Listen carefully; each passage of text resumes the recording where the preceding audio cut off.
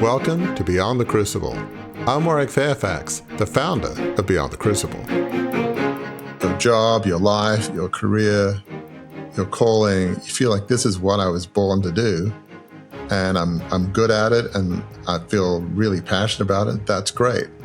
But, life never tends to be easy. Very few of us go through kind of a one-and-done crucible.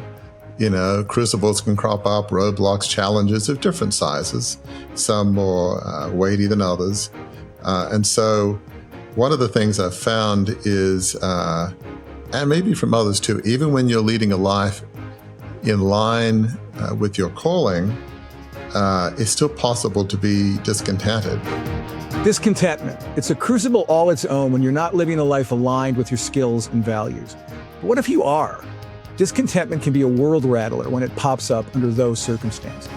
Warwick tackles this subject in his most recent blog, and in our discussion this week, we help you overcome those difficult feelings with such tips as understanding that contentment is not found solely in what you do, and asking yourself if your identity is wrapped up in the cause you are devoting your life to.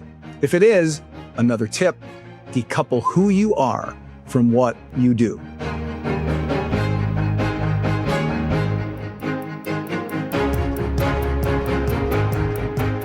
Well, Warwick, we've got another fun episode this time talking about a blog you've written, and I'm gonna drop a pin right here for you folks. There's an exciting detail about this blog that we'll reveal later. So keep listening, because in some ways you won't believe one of the things that's going to come out of our conversation of Warwick's latest blog at beyondthecrucible.com. And that blog is called We All Want Contentment. Here's how to get it, right? Warwick, I'll start at the beginning. What led you to write a blog called that? We all want contentment. How do we get it? What was going through your life, going through your mind, going through your heart when you wrote this? Yeah, Gary, it's an interesting question. So there's a friend and historian by the name of Stuart Johnson, and he's been working, more than 20 years actually, studying my great-great-grandfather, John Fairfax. And he has recently written a book which is in manuscript form. It should get published, I think, in the next few months. And I've read, quite a lot of manuscripts of this. And Stuart has very kindly asked me to write an endorsement for his book. So as listeners may know, this book about John Fairfax, he was the one that started the 150-year-old family media business. In Australia, originally it was a Sydney Morning Herald, but then it grew to be a very large company with newspapers, magazines, TV, radio stations, newsprint mills. It was enormous. And for a variety of reasons, as I was finishing my last year at Harvard Business School in 1987, with my dad having died and a bunch of things going on, management not making good decisions from my perspective, I launched this $2.25 billion takeover, and again in 1987. 3 years later, doesn't work out. Australia got in a big recession. We had to file for bankruptcy. So all is to say that I was fully aware of John Fairfax's remarkable business acumen. I mean, he was a business guy. He grew this paper into being a very successful, the leading newspaper in Australia, the Sydney Morning Herald. I have a Harvard MBA, but I don't have the natural business abilities perhaps that he does. I'm a reflective advisor. I'm not really a manager or a business leader, I don't think. So I was aware of that. And yes, I've read the manuscript before, but this time I was really impacted by the extent of his character and the strength of his faith. I mean, I knew he was an elder at his church, and I'm an elder at my church, but he pretty much founded or funded every nonprofit in Sydney that existed at the time. I mean, it was incredible. And he had this kindness, this just face that just had this sort of light in it, this sort of this shining disposition. And whether it was his family or his employees, like when he died, his employees said, "We've lost a kind and valued friend." He'd mentor church planters at his particular church, would plant at other places. I mean, he had not just strong faith, but such character and kindness. And he would write notes to his kids when they were away saying, "Oh, I was looking for an image of you, painting or a note, and tears came to my eyes." And like with my great-grandfather, James Redding Fairfax, when he was like 1920, was in England in the 1850s. And he's writing these just kindness to his, teenage young adult son. And I'm like, in the 1950s, a lot of dads didn't do that to their sons. We're talking 1850s. I mean, this is ridiculous. I mean, who is this guy? I was just blown away by his kindness and his compassion. And as Stuart Johnson said to me, I'm a historian. If there's dirt, if there's bad things to write about, just like as you would appreciate Gary as a journalist, I'm going to put it in there. My job is to be accurate. He couldn't find anything. There's nothing. Not one thing. So all that's to say is, as I was reading this, especially just his kindness that came through to me, it frankly made me feel a bit bad about myself. I mean, I realized, look, I'm not a business guy at his level. And yes, my faith in Christ is the most important thing in my life, but I feel like his faith is head and shoulders more than me, and his kindness and impact in the world, not just from the size of it, but just the character of the man. It just made me feel a little less than. It's like, oh, wow. It's like, this is getting annoying. He's like too good. And so it made me think, how will I ever measure up to that standard of John Fairfax? I'm not talking about the business side. I realize that won't happen. And I'm, more or less okay with that. But his faith and character, those things are really, really important to me. Faith and character, values, beliefs, faith, character. That's really important to me. It's like, gosh, I'm just, I try my hardest, but I don't think will ever be at the John Fairfax level. So that made me think a lot about contentment and what it means, and just the danger of comparing yourself to others, even including areas of faith and character, values that you have. And you think of friends or people you read about, people you work with, and you think, gosh, they're so amazing. They're so patient. They're such good husbands, good wives, good fathers, good mothers. My gosh, look at all they do outside of work and volunteer. And how do they find the time and the energy? And they always have a smile on their face. I've never seen them get agitated ever. And you start thinking of yourself, gosh, I try so hard, but it's like, wow, I can't compete. I mean, it's just, why not give up? So it can impact your sense of contentment. Yeah. And I'm really glad. This is going to sound bad, and it won't be bad after I finish the second sentence. The first sentence is going to sound bad. I'm really glad you wrote about this subject. It sounds like, I'm really glad you felt bad, and I'm not. I'm glad you wrote about the subject, because when we say things like, when we talk about contentment and what we're going to talk about here, not placing your contentment in certain things, there's a tendency for some people to maybe look at that as a negative, as you're just settling. And that's not what we're talking about at all. And I encourage you folks to keep listening and watching as we unpack Warwick's blog.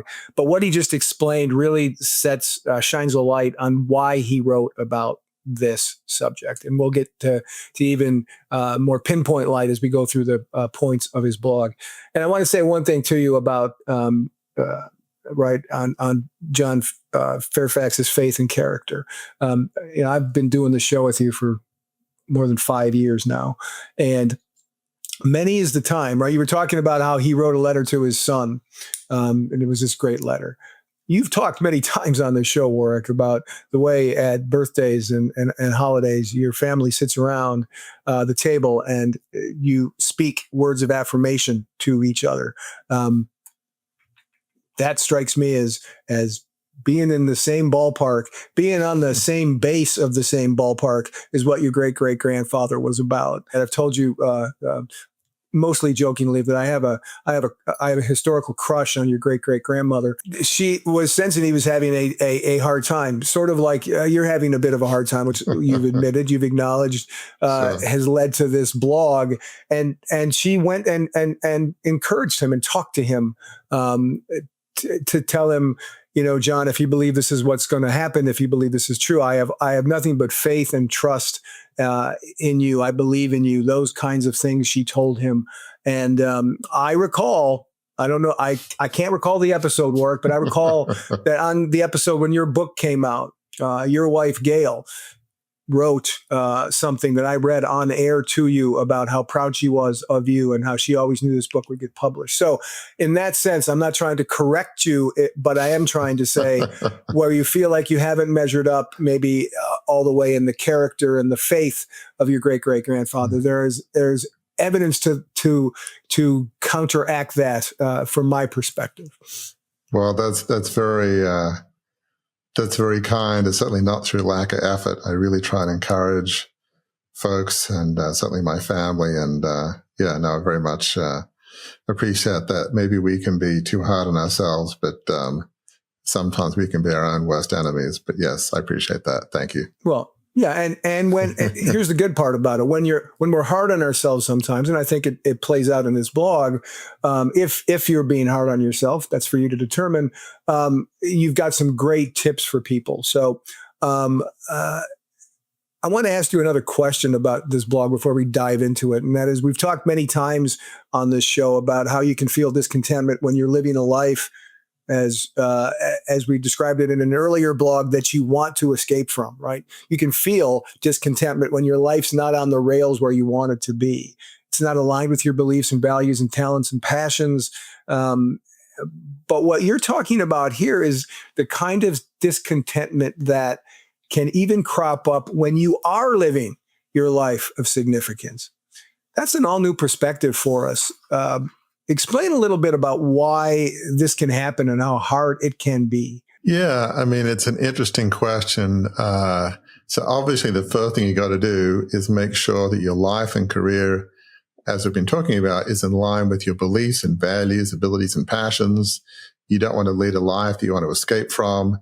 That's the first step. So let's say your job, your life, your career, your calling, you feel like this is what I was born to do, and I'm good at it, and I feel really passionate about it. That's great. But, life never tends to be easy. Very few of us go through kind of a one and done crucible. Right. Crucibles can crop up, roadblocks, challenges of different sizes, some more weighty than others. And so one of the things I've found is, and maybe from others too, even when you're leading a life in line with your calling, it's still possible to be discontented. We might feel like we're not doing enough. So let's say you're leading some nonprofit or you're working in it, and it's like you think to yourself, there are so many people to help. I mean, I feel like the people we help is sort of like a drop in the bucket, a grain in the Sahara Desert, if you will. The need is so big. And we're making a pinprick of difference in a nonprofit, in a food pantry, in your town, whatever it is. And you just can feel less than. It's like, gosh, I have friends, or I've read about people that have such a bigger impact than me. Maybe I just don't work hard enough, or, maybe I'm not committed enough. Maybe I guess you could start being negative towards others. Maybe I don't have the right people on the team, and then that could lead you to being too harsh than you think. So, but then you want to be, gosh, there was that other day when I was short with my team or my wife or my husband, and gosh, that's not the kind of person I want to be. I can't believe I reacted that way. I mean, I just chewed their head off for no reason. I mean, come on, maybe there were reasons, but it's just, I'm not like that. You start getting hard on yourself and your character, and you start feeling like, what we're doing, it feels like just a drop in the bucket, and there's so much more to do. There are so many more people to help, and I'm giving it my all, but my all is just, it's not enough. And then you can start feeling frustrated and discontent. Even though you're passionate about your mission, you feel like it's not enough. And that can cause waves of discontent and frustration to come over you. Yeah. And it's, I told you as we were preparing for this offline that I had a great example that speaks to this idea that other people's callings, they're living them out better than I am. And I think about every single one, every athlete at the professional level. Because here's the truth about every athlete on every professional baseball team, basketball team, football team, hockey team. All of those folks, they were the best player on their junior league team. They were probably their best player on their team in high school. They were close to the best player in college. In other words, they had nothing but A+, A+, A+. Then they get to the big leagues, right? To the pros, and suddenly everybody's been that player, and the pecking order gets readjusted. And there are people on professional baseball teams right now who are, sitting on the bench. They're not playing much, who were the stars all the way through until they got to the pros. And I think that it speaks to what we're talking about here, is that we can't all be the best player, quote unquote, on our professional sports team. We can't all have the greatest impact with our passion, skills, abilities. There has to be a stratification of who has the best down to who has less. But here's the thing. When you're in professional sports, you're still in this top 1% of people. When you're living your calling out and you're living a life of significance and you're having an impact on others, for the benefit of others, that is more than enough, dare I say. That is what you were called to do. Does any of that make any sense? It makes total sense. I feel like the most mature athletes, they handle it pretty well. I think of tennis, which, all Australians love tennis. And as folks know, that's where I grew up. I think for, a while, it was Pete Sampras had the record for the most major titles. Right. And then Roger Federer beat him. And I think it was probably a little bit frustrating for Pete Sampras, but he took it, pretty well. And then lo and behold comes Novak Djokovic, and he beats Roger Federer's record. And, Roger Federer, he handled it well. I mean, he's happy. That's great. I mean, I think mature athletes say records are meant to be broken, and I'm sure he probably would have liked to keep the all-time record for titles. In fact, as I'm thinking, the person who I think originally broke Roger Federer's record is Rafa Nadal, who big rival of Federer's, but also good friends. And I think that really fazed Federer. And then along comes Djokovic and beats both of them in terms of all-time titles. So, but I think both Nadal and Federer, they handled it well. They didn't have their identity, their significance all wrapped up in major titles. I mean, they're striving for success. They are giving it their all to be the best at their profession. They are not backing off at all. Yeah. And it's true what you said. The records are made to be broken, but here's what isn't broken when your record's broken: the impact you've had. Right? Your impact is still impact, whether your record's number one. So apply that, folks, to your own calling, your own life of significance. Your record, quote unquote, right? The size of your organization, that may be surpassed, but your impact is never broken. I think that's important to remember. Sorry, let's go through the points. You may have noticed, folks, I didn't say how many points. Again, stay tuned. Stay tuned about how many points we have. Let's go through the points of your blog called We All Want Contentment. Here's how to get it. The first point in your blog, Warwick, is this: contentment is not found solely in what we are doing. Talk a little bit about that. Yeah. So that is really the first step, is when we think about it, your contentment can never be found solely in what we're doing. I mean, it doesn't matter how noble the cause, contentment is not found in that cause.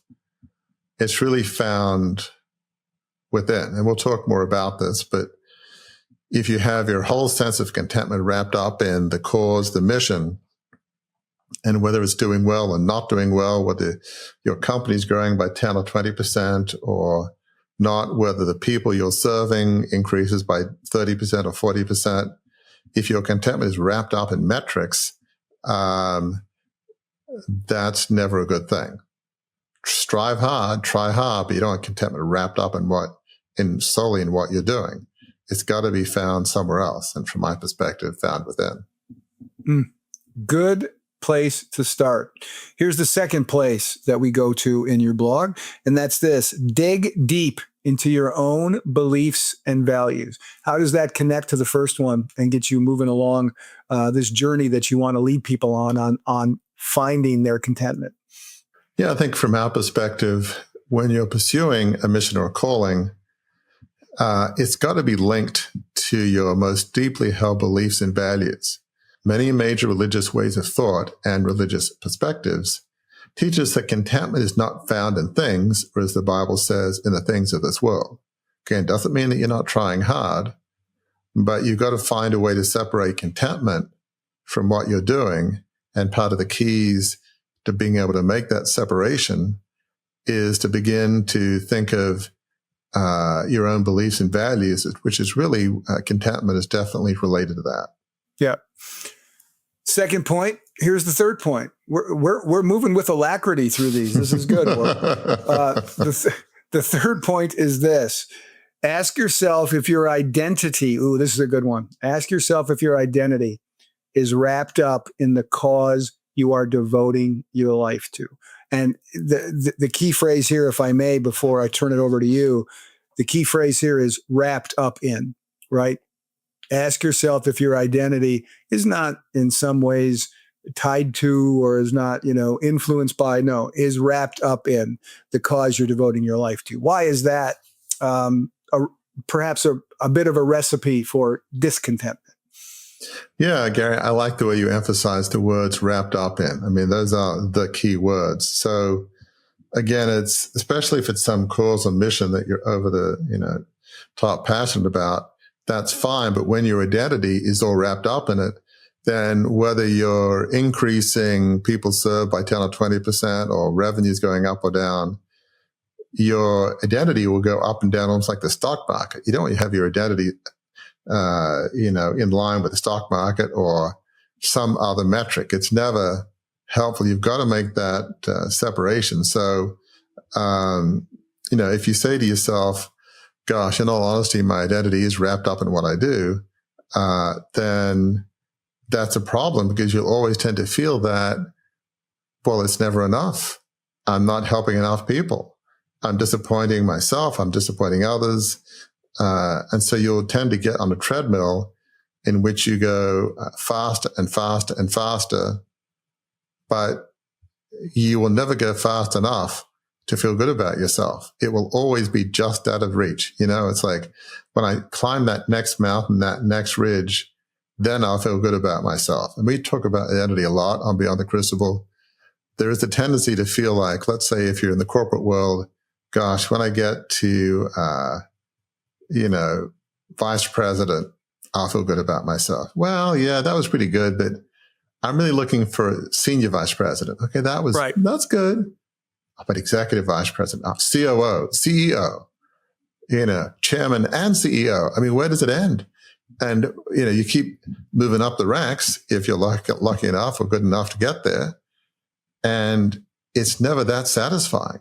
But you fool yourself into thinking, but that next promotion, that next mountain, then I'll feel good.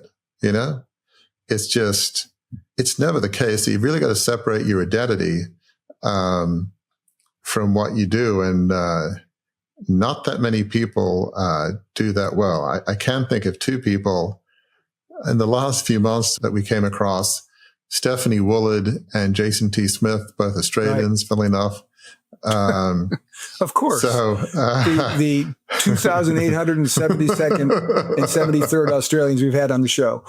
Exactly. Yes, we're trying to get to 3,000. So Stephanie Woolard founded an organization, 7 Women, that deals, strives to help impoverished women in Nepal, I believe, and she was helping a lot of people, and after quite a number of years, she felt it was time to kind of hand over the reins to local people. And I asked her, Stephanie, so how was that? She says, that was fine. You built this thing up from nothing. Yeah, so I guess you don't have your identity wrapped up in what you do. I mean, she really didn't. She has a strong faith, but still, Jason T. Smith, similar thing in a sense. He's founded one of Australia's biggest physical therapy business, and eventually sold it have quite a lot of money. And I said, Jason, how did you not have your identity wrapped up in it? He says, well, I always wanted to be a medical missionary, but I didn't quite have the marks to get into medical school. So this is my second choice. But he wasn't really what he felt he wanted to do. But clearly, right. If you believe in the providence of God, somehow this was exactly what God wanted him to do. So, so those were pretty stunning, neither of them. And they've both been incredibly successful in their different businesses and missions. But they didn't have their identity wrapped up in what they did. It floored me. Yeah, and I'm an English major, right? So words mean everything to me. And you mentioned the word enough. It's hard to, some people don't think about it's not enough. And it occurs to me that let me hold this up as an example. I'm not a very good example guy, but here's an example. Here's the word enough, right? On one side, it can tip this way. This is not enough, right? But it can be, and that can be dangerous as you just described, but it can also be dangerous if it goes this way. Oh, this is enough, right? If you have the attitude that, oh yeah, that's enough. I don't have to try anymore. I'm done. I mean, it's a very delicate balance, to my point here, to keep enough in its proper perspective. You want to pursue something to make it as good as it can be, to make your life of significance as significant as you can make it. But at the same time, you can't keep thinking that you're less than, to use your words, if you don't get it the same place somebody else's life of significance. Absolutely. It's well said. I mean, one of the assumptions I think I'm making here is if you're pursuing a mission and calling that's, linked to your deeply held beliefs and values and you're off the charts passionate about, there's probably not a whole lot of chance you're going to slack off and say, right. We're down 30% in terms of the people we serve because maybe we've got some people that in the wrong spots or there's some issues. Who cares? Whatever. The people I think that we're talking about here is they will do whatever it takes to make that mission successful. They're 100% bought in, so they're not going to be slacking off.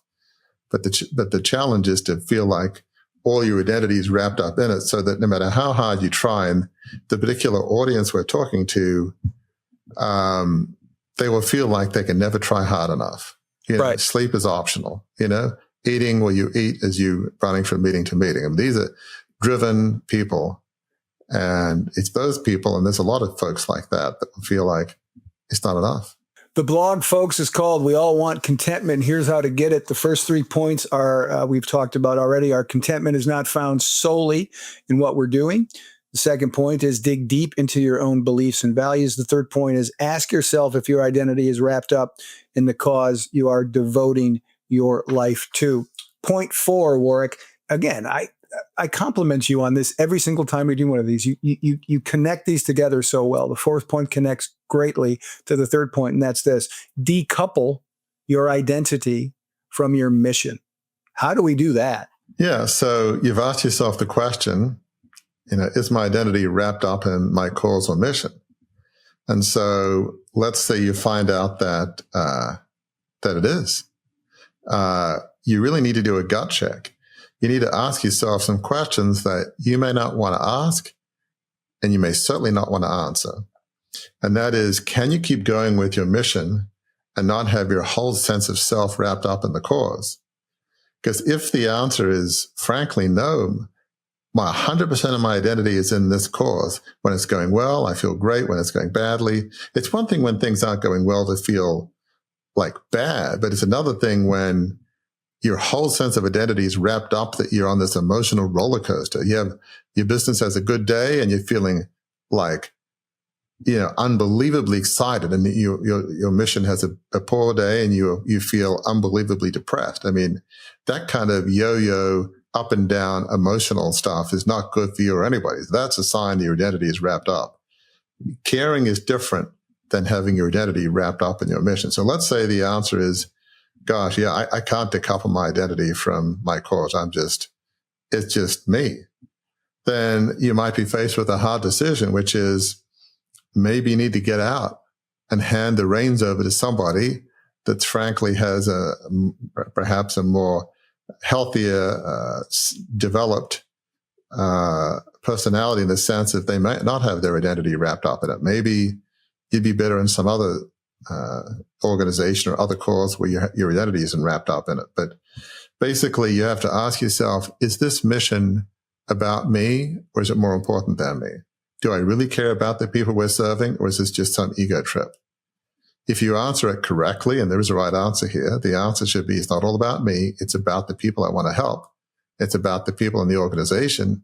Then it's like, look, if I can't cut it in terms of having my identity all wrapped up in the business, if I can't cut it, then the honorable, the character-driven decision, the values and beliefs-driven decision would be to leave.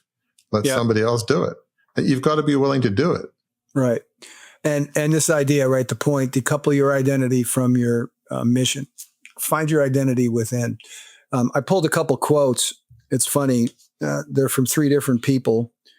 2 of them have really easy names to pronounce. The one I'm going to read, of course, has somebody whose name I have no idea how to pronounce. So I'm going to stumble through it. But here's what this individual said about this subject.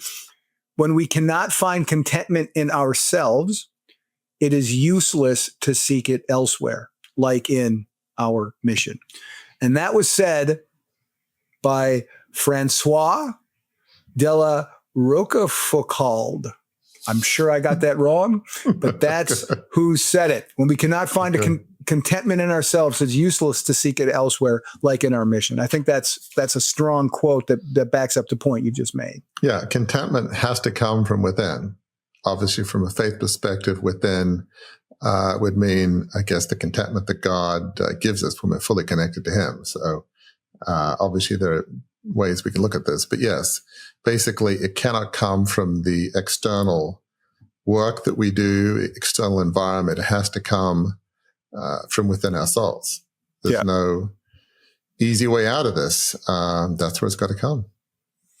And you just said the word souls, and guess what's in point 5? I'm telling you, he does this to me all the time, folks. He does this to me all the time. He like throws me off balance. He says a word, and then it's like in point 5. Point 5 is this. Either way, do some deep soul work and self-reflection. We talk about this on Beyond the Crucible quite often. How does it fit perfectly in what we're discussing today?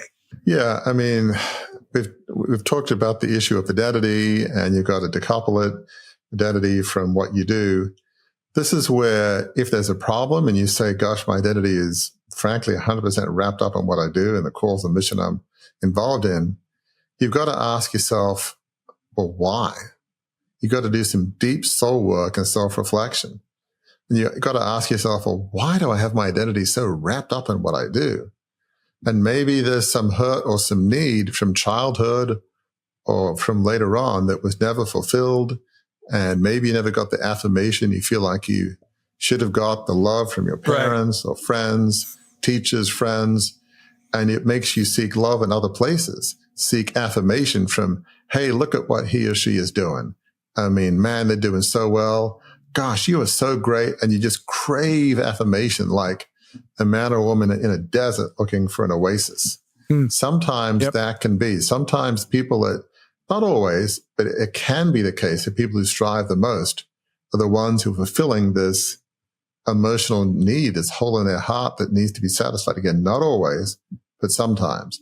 So you got to ask yourself that question. And if you find, well, yeah, I mean, my parents, friends, nobody said, I love you. I felt no matter what I did, it was never good enough. That was always, hey, great son, great daughter. That was good. But here's the next step, which to a kid sounds like, okay, so it wasn't good enough, mom or dad. I get it. Right. Whether that was intended or not, that can be the message that a child receives. So at that point, you've got some hard work to do. You might need to seek counseling, therapy, coaching, talk with friends and family. But certainly a first step can be talking to friends and family. It's like, why do I get my sense of self so wrapped up in what I do? Like if it's an issue of parents, your siblings might say, well, pretty obvious to me, given the way, mom or dad was around us, or aunts or uncles, and, you're growing up in the same environment. They get it. It could be a different situation. Maybe it's the people you work with. A boss you've had may have just kind of treated you in a way that's really affected you. Whatever it is, you've got to find a way to deal with it for the sake of your mission or organization. There's also your family and your friends. Anger and frustration leak. And often we take out our frustration and unmet needs on the people we love the most. That's normal. And we pretty much can't do a whole lot about that other than deal with it. Don't deal with it, the people you love the most are going to be hurt. It's absolutely inevitable. Yeah. And it just occurs to me as you're talking, one of the culprits that leads us en masse to key our identity into what we do. Think about any obituary you've ever read. Joel T. Smith, 67, of City, passed away. The next paragraph, he was a this, and this, right? What did he do for a living? That's the way society sort of says goodbye to those who have passed in a formal way. In an obituary, they put what they did for a living. And I think that maybe subconsciously can seep into us regardless of those other things that you've just talked about. It's a very interesting perspective. I hadn't thought about it before. It's such a good point, and it makes me think, and you're absolutely right on about obituaries and newspapers, but think about the eulogy at church, right. Synagogue, Yep. Spiritual place, whatever it is, tends to be a bit different. And that's when I think of John Fairfax. He was a man that was incredibly successful. He built the leading newspaper in Australia, became very wealthy, very influential. Yes, and they talked about that, but they talked a lot about his faith and what a good father and mother and what a good friend and what a good employee. I mean, people just said, this man was so kind. He helped me when I needed it. Gosh, other than funding nonprofits, there was stacks of people he just gave money to that weren't involved in organizations just because. So they were really focused in his eulogy on his faith and character and how much he was admired and liked. It wasn't like 90% Sydney Morning Herald in the eulogy. Yes, I'm sure that was there, but it was the other stuff. So you're right. I mean, there's a big difference between obituary, where we tend to key on what's my obituary, and maybe we'll talk about this later. Maybe we need to focus a bit less on the obituary in the paper and what do we want the eulogy to say? Yeah. I've just written down something that we should trademark as part of Beyond the Crucible, and that's this: live for your eulogy, not your obituary. Absolutely. That is wisdom. And I did it to myself. That leads into the next point. And the next point 6 in this blog, is make a decision that you will no longer have your identity. Here's those words again, wrapped up. You will no longer have your identity wrapped up in what you do. Talk a little bit about why that's so critically important.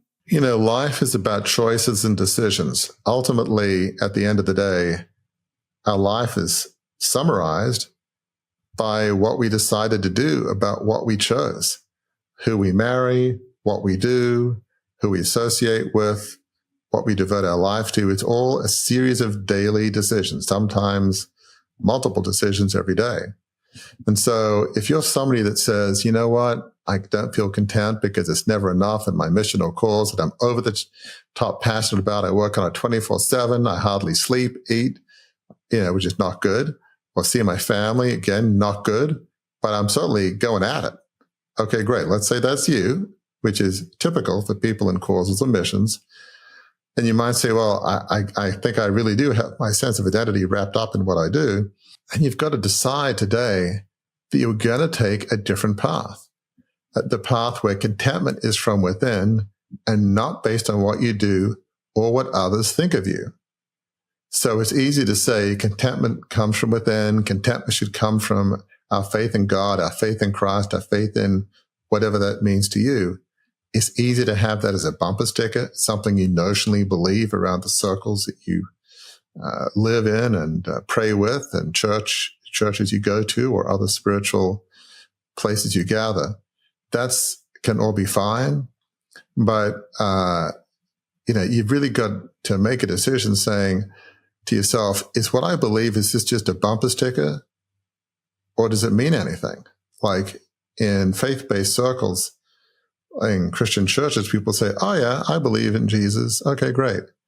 but one of the things we say at church is Jesus the Lord of your life. What that means is, more broadly speaking, are your faith and values really the ones that govern how you live, or is it just written on a piece of paper? That's the broader translation of that. And that's absolutely critical. You know, you might have some credo that's on your wall and a plaque and hanging in your home. And, hey, I believe in kindness and honesty and, you know, serving other people. And I believe God made us here to be a blessing to others. It can be all sorts of things written in plaques on the wall.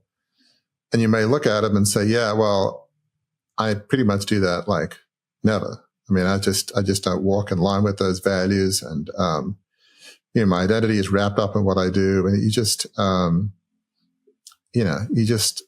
have to make a decision that I'm going to live what I believe. And living what I believe means, from my perspective, your identity is not wrapped up in what you're doing. Your identity is linked to your beliefs. If your identity is linked to your beliefs, then you'll be more content. So is that plaque on the wall, is that just like a bumper sticker? Or is that something you really do live day in, day out? And that segues into, right, and it speaks a little bit to what we've been doing on our series about the actionable truths of the brand, right? You can believe something and it doesn't really come alive until you do something. And your 7th point here is off of point 6, pursue some practices that will help you make this decision that you made in step 6 a reality. So talk about that a little bit. It's easy to say you believe in something. I believe in God. I believe in Christ. I believe in these sets of values of kindness and self-sacrifice and somehow being a blessing to others with the gifts God has given me. However you look at it, it's easy to say that. We need to pursue practices that will help make this decision a reality. So it really depends on your spiritual frame of reference. So it could be daily prayer or meditation. It could be reading the Bible each day or some other spiritual writings or a book of wisdom that you feel really this sums up who you are. I mean, that's something that I do from my, Christ-centered perspective. I have something we use at church, chapter a day, in which gives you a scripture. Well, I'm sure it gives you a passage in the Bible. I'll read that chapter, and there'll be one verse that I key in on. That's the sort of point, and I reflect on it. What does it mean to me? Pray about it. I have scripture memory that I go over each day. I have a series of practices. Now, those are the internal ones. The external practices could be going to a church or a like-minded spiritual group. Again, that could take different forms. Get together with like-minded people that share your beliefs and values. That's point 7 in the blog, folks. And if you've been with us for any length of time, you know that the captain's now turned on the fasten seatbelt sign. We've begun our descent. And, oh, no, we haven't. Guess what? We haven't. There are more than 7 points in this blog. Just like last month, there were more than 7 points. And Warwick, I'm this close to asking you to produce ID so I know that it's really you. Exactly. But this is something, in all seriousness, that you thought was so important that you added a couple more points to it. So the 8th point to your blog, and the name again at beyondthecrucible.com, blog is called "We All Want Contentment. Here's How to Get It." First point was, contentment is not found solely in what we're doing. Second point is, dig deep into your own beliefs and values. Third point is, ask yourself if your identity is wrapped up in the cause you are devoting your life to. Fourth point, decouple your identity from your mission. Point 5, either way, do some deep soul work and self-reflection. Point 6, make a decision that you will no longer have your identity, those 2 words again, wrapped up in what you do. And point 7 that we just discussed, pursue some practices that will help you make this decision a reality. That leads to point 8, Warwick, get grounded in your new spiritual paradigm. So you've made a decision to not have your identity wrapped up in what you do. You're pursuing practices. It could be spiritual practices of some spectrum, whether it's Bible reading some spiritual wisdom, associating with people that have your faith and values. So you're making a start.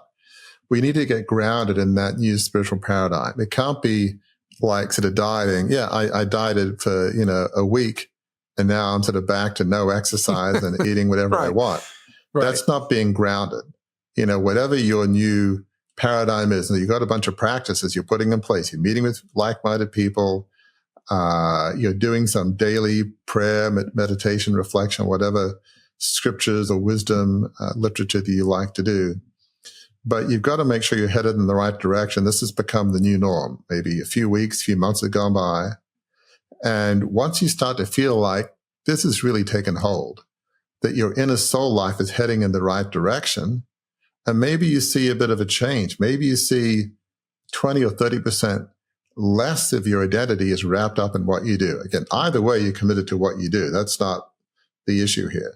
But maybe you sense, gosh, whether we down by 20 people this month that we seek to serve, or up by 20, or revenue's up or down by 10 or 20%. Okay, the company's not going under. They're not closing the doors on the mission or the nonprofit.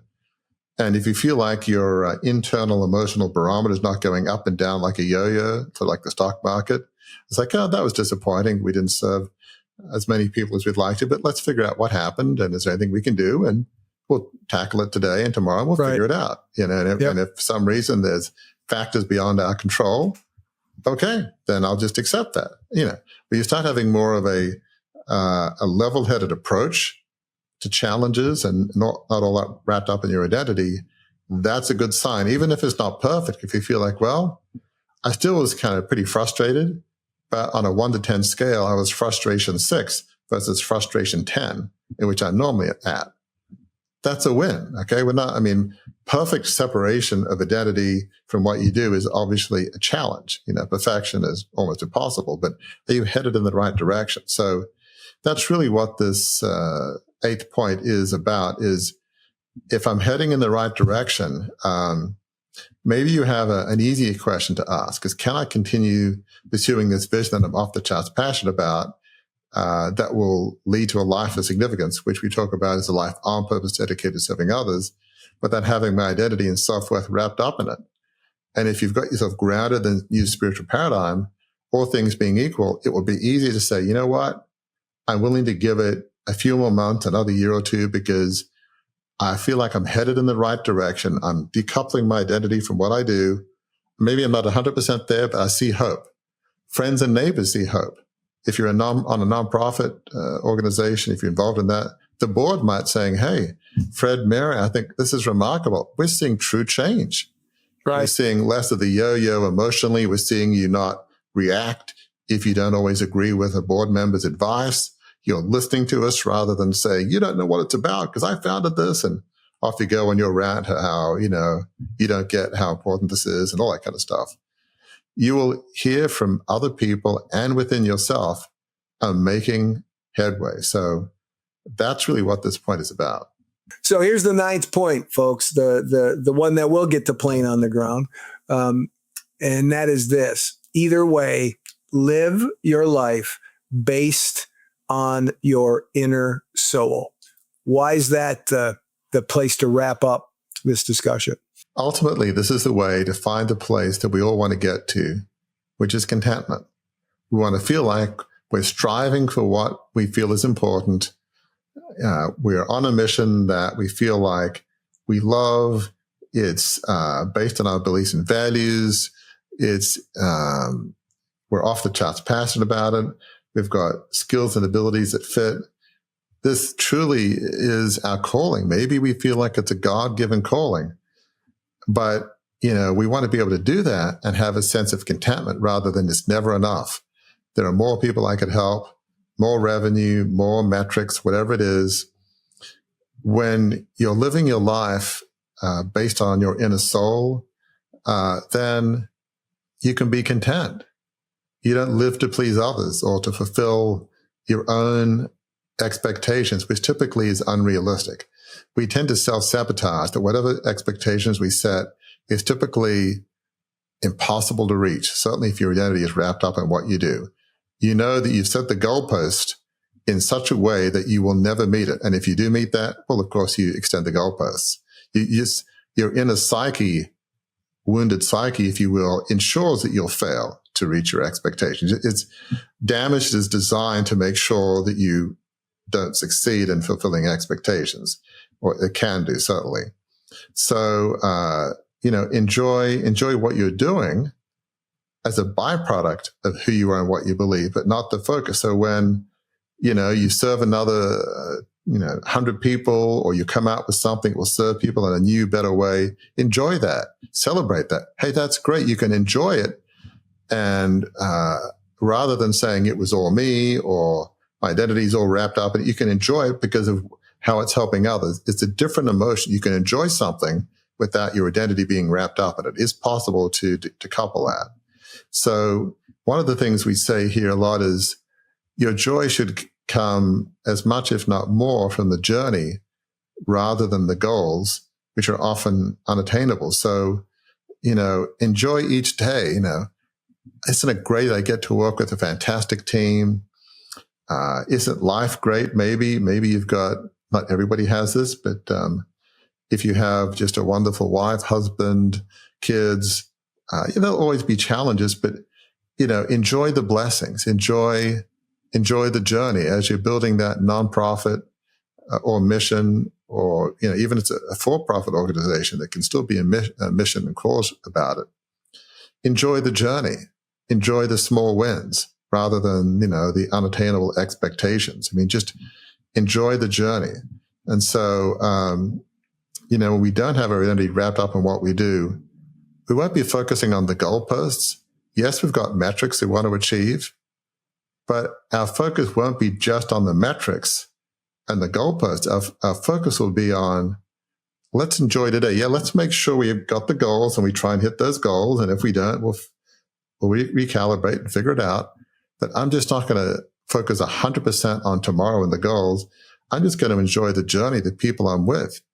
I'm going to just, be a person of character with, faith and action, if you will. I'm going to enjoy treating people well, caring for them, listening to them. I'm not going to be so focused on the goals and destination that I can't enjoy the journey or have time to celebrate with the people that I love and care about. So, contentment means, yes, you can still strive for those goals, but those goals don't own you. You own them. It's just different. Planes on the ground, folks. Warwick just perfect landing on the plane, even though we were in the air a little longer than we normally are. But that's okay, because there was there were really good points here, and I like the fact that you came back, Warwick, at the end and really connected it to the idea of crucibles and things that can be difficult for us, because that's right. That's what we're here to talk to people about. Let's go where we go every time we have one of these, and that's to ask you it's a difficult question, because you obviously there's a lot of stuff you put a lot of yourself into this, but what is the one truth, the most important thing that folks can do that you'd like to leave for our listeners and viewers from this discussion of your blog? Comparing the size of your calling with others, your mission or faith and character is never helpful. And from my perspective, God does not look at us that way. I've really been thinking about my own faith and calling and character. As I think about John Fairfax, yes, his faith was off the charts and he was such a kind man. And yes, he had this large business, but he was so well respected and so kind. But, it's not about the size of the impact or the size of the vision or even how kind he was or how much faith he had. I mean, how can you possibly compare? I can't. And I shouldn't, I think would be a better way of putting it. But I don't think God looks at it that way. I think God looks at it from my perspective. Have you been faithful with the gifts and talents that I've given you? Have you followed the calling I've, laid on your life? Have I, followed the direction that you're calling me to? That's ultimately what matters. None of us are perfect. We're going to have bad days. We're going to have times in which we were a little snippy with family or impatient or fell short of our own ideals. Maybe the organization didn't hit the goals we wanted it to. There could be all sorts of things. But at the end of the day, you can't compare yourself to let's say, Billy Graham or Mother Teresa. I mean, you might, or whatever the equivalent is for you. There might be people you know that you feel like, gosh, they're so much more patient. They're so much a better mother or father or friend or employer than I am. I feel like bad because they're so much better than I'll ever be. I mean, you can go down a negative spiral saying, gosh, I mean, I can't be like my friend. I mean, they're like a saint relative to me. I mean, what's the point? I mean, it's just, I've never seen them grumble ever. Or if they do, it's just like, write it down on a piece of paper because, it's hardly ever happens. You just can't compare yourself. It's just not good. So again, the other point is really you got to find contentment from within and not have your identity and contentment wrapped up in the size of the mission and the size of the impact. Contentment should be as much, if not more, in the journey, the day-to-day wins, being with people that you love and respect, being on a journey that you feel like really matters. And, just try to treat people well that you're around. Be thankful for every day, whether it's, prayer at home, prayer in church, walk in the woods, whatever it is, just be thankful for the journey. And I guess in summary, I'd say, we'll never be content if we just keep comparing ourselves with others who we feel might have had a bigger impact, stronger faith, stronger character than we do. Because God just does not look at us. He does not look at things like that. That is a wrap, except for how we always end every podcast that talks about one of Warwick's blogs, and that is where it pulls together some reflection questions, folks. You can ask yourselves, you can ponder from this discussion. The first one is this: how much do you have your whole sense of self, your identity, wrapped up in what you do, including your cause or mission? Second question for reflection: decide today that you will not have your identity wrapped up in your mission and will pursue spiritual practices that support the you that you want to be, whose identity is decoupled from what you do. And the third point to ponder as you process what we've talked about today is this: enjoy the journey and focus on the inner work. Impart your character rather than obsessing about the mission. You might find you actually accomplish more. And isn't that what we'd all like to do if it's possible for us to do? So, folks, that will wrap another episode of Beyond the Crucible. Warwick and I have a little favor to ask you. If you've enjoyed the show, if you've taken something from this episode and previous episodes that have helped you navigate your own journey from trial to triumph, we'd ask you if you're to leave, if you're listening on your favorite podcast app, to subscribe to the show. You'll never miss an episode, and to leave a rating for the show, what you think about it. And if you're watching us on YouTube, we'd ask you to do similar things. We'd ask you to subscribe to the show. You'll never miss an episode, and to also leave a comment on our YouTube channel so that we can know how you feel about what we're doing and ask questions when you're there. And so until the next time we're together, understand, we know your crucibles are tough. You've heard Warwick and I talk about our crucibles and how tough they were more than a few times. But we also know this platinum truth about crucibles. They didn't happen to you, they happened for you. If you learn the lessons of them and apply those lessons moving forward, you can chart a course to a new destination in your life, which will be the most fulfilling destination you could ever reach, because that is a life of significance.